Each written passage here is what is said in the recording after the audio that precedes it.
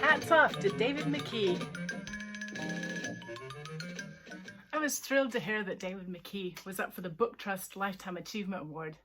And I first met David more than a decade ago, and I was interviewing him for one of Nicky Gamble's website articles, and it was at the illustration cupboard, and I was supposed to have 45 minutes with him, but he gave me 2 hours, and we just sat and nattered about art and drawing and life and careers, and it was amazing. I don't even know if he'll remember it, but it meant so much to me.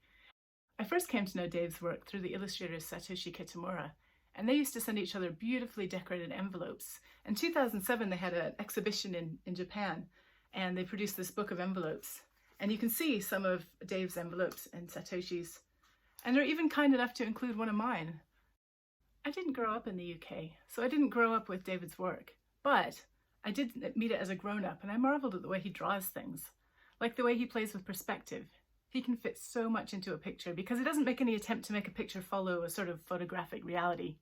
He lets us see what best suits the story. I love how he plays with patterns and flat colors, like here with Almer.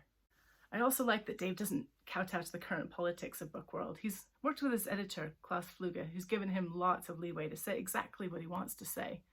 If you look around my studio, you can see all sorts of traces of David McKee. I know many illustrators love and have been influenced by his work, and I'm curious to know what he's getting up to these days. Thanks for being amazing, Dave.